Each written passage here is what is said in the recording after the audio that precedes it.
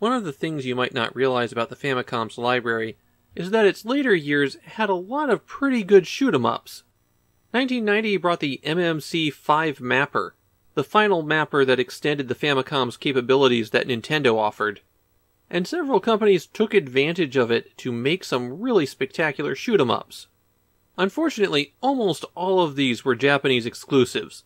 And even more unfortunately, they sold in very low quantities at the time, and as a result have become extremely expensive.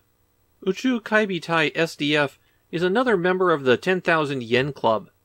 In other words, if you go out shopping for a copy of this game, you can expect to pay at least 10,000 yen for a cartridge-only copy. It wasn't that expensive a few years ago, but it seems like it was discovered by Famicom collectors. Uchuu Keibitai SDF is by HAL Laboratory, and it's worth mentioning that HAL was not doing well financially at the time, and a flop like this definitely did not help them.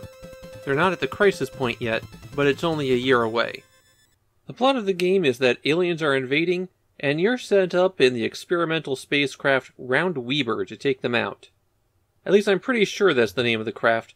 I've tried to parse the katakana a few different ways, but I can't come up with any other options. You have to shoot your way through 7 stages of the alien fleet before you reach the mastermind behind it all. Uchuu Keibitai SDF has a reputation as being one of the more difficult games on the Famicom. And while I think it's hard, in the way that shoot-'em-ups often are difficult, I also don't think it's that difficult. But it definitely doesn't help on the first stage that you encounter waves of enemies early on where you can't defeat all of them, but they'll fire backwards at you after you pass. They're some of the nastier things that you'll run into in the game, and they're right there at the start. One of the first things you'll notice, once you're past those guys, is that the screen scrolls right and left. There's a pretty big play area here, and in some areas you'll be able to scroll back and forth like this across multiple screens.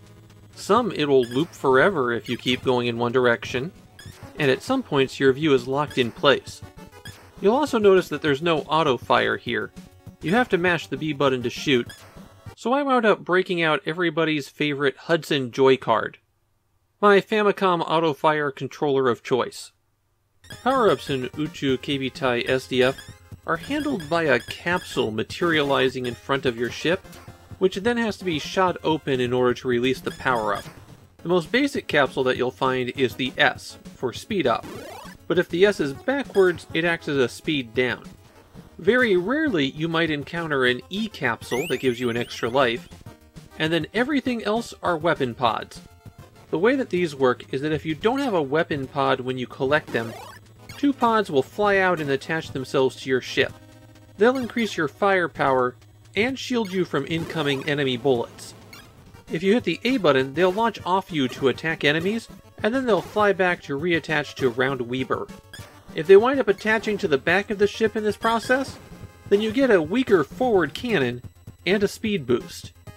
There are 3 types of weapon pickups, and every time you collect one that matches what you already have, you increase the firepower of that weapon. H is the most common, and it's just regular bullets. Collecting additional ones will make your shots spread out a little bit. That's actually a disadvantage in some cases, so if you're having trouble making a shot due to the angles, just launch your pods so that you can shoot forward. That advice also applies to the V power-up, which makes your guns fire out to the side. You can get a forward-firing gun, though, if you collect additional power-ups. There are a lot of enemies with narrow firing arcs, so being able to spit out bullets to your side is a lot more useful than it sounds.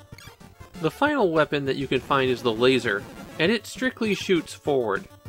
Picking up additional laser capsules just makes the weapon stronger.